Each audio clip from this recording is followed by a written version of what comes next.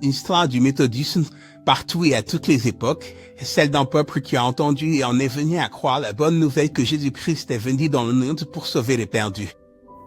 Ils en sont venus à croire, par la foi en Jésus-Christ et par la grâce de Dieu seul, qu'ils peuvent être réconciliés avec Dieu et mener des vies remplies du Saint-Esprit.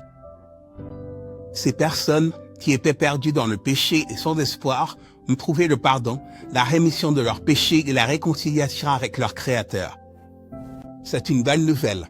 C'est une nouvelle qui mérite d'être annoncée au monde entier. Il serait impossible de parler du peuple appelé méthodiste et du mouvement méthodiste en général sans parler de l'évangélisation. L'évangélisation méthodiste n'est rien d'autre que ce que nous avons vu chez les premiers disciples de Jésus au 1er siècle, qui utilisaient la coutume grecque répandue d'annoncer la bonne nouvelle de ville en ville et de la partager avec les autres de toutes les manières possibles. L'Église primitive avait la meilleure nouvelle qui soit, Jésus-Christ est Seigneur. Cette bonne nouvelle, associée à l'ordre impératif du Christ à ses disciples, allez, faites de toutes les nations des disciples, les baptisant au nom du Père, du Fils et du Saint-Esprit, et leur enseignant tout ce qu'il nous a commandé, à allumer un feu qui brûle encore ardemment plus de 2000 ans plus tard. Cette passion ardente de proclamer la bonne nouvelle de Jésus a trouvé refuge chez les frères Wesley.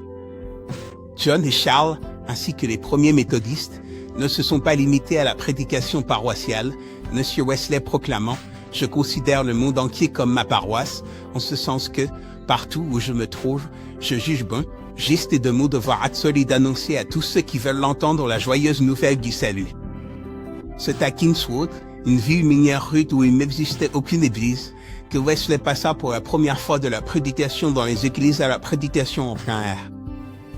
À propos de cette expérience, il écrivit dans son journal « Je me suis résigné à devenir plus vil et à proclamer sur les routes la joyeuse nouvelle du salut. » Dans le pur style méthodiste, Wesley ne se contenta pas de prêcher, il fonda également une école à Kingswood, posant ainsi les bases de la diffusion du christianisme auprès des plus petits, des derniers et des perdus.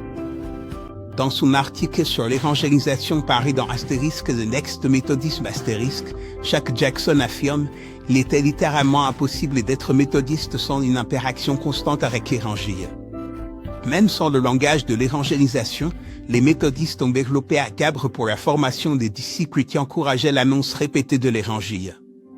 Le modèle durable de l'évangélisation méthodiste repose sur la proclamation, la louange et la mise en pratique. Proclamation. Lors du premier et du deuxième grand réveil en Amérique, des prédicateurs itinérants méthodistes sillonnaient le pays à cheval, criant et proclamant la bonne nouvelle de l'évangile de Jésus-Christ. En raison de leur zèle à répandre la parole, il n'y avait pratiquement aucun endroit en Amérique où il n'y avait pas de congrégation méthodiste. Loué. Les hymnes écrits par Charles Wesley ont joué un rôle essentiel pour ouvrir le cœur des gens au pouvoir transformateur de l'évangile de Jésus-Christ.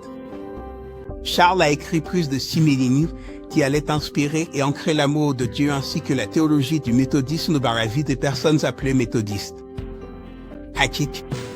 John Wesley affirmait que les prédicateurs méthodistes n'avaient qu'une seule tâche, sauver des âmes et répandre la santé scripturaire à travers le pays. L'âme du méthodisme est évangélique, mais pour nous, l'évangélisation signifie le discipulat. Notre appel spirituel est d'être sanctifié jusqu'à l'extrême. Et aujourd'hui, alors que nous œuvrons à retrouver cet appel, voici 4 pratiques qui, selon moi, pourraient nous être utiles à une méthodiste pour partager la bonne nouvelle. Soyez passionnés comme un feu enfermé dans vos os. Soyez humbles, vivez comme si vous aviez été avec Jésus. Soyez disciplinés, soumettez-vous à de saintes habitudes du cœur, de l'esprit et de la vie. Et soyez aimants, aimez comme Christ vous a aimé.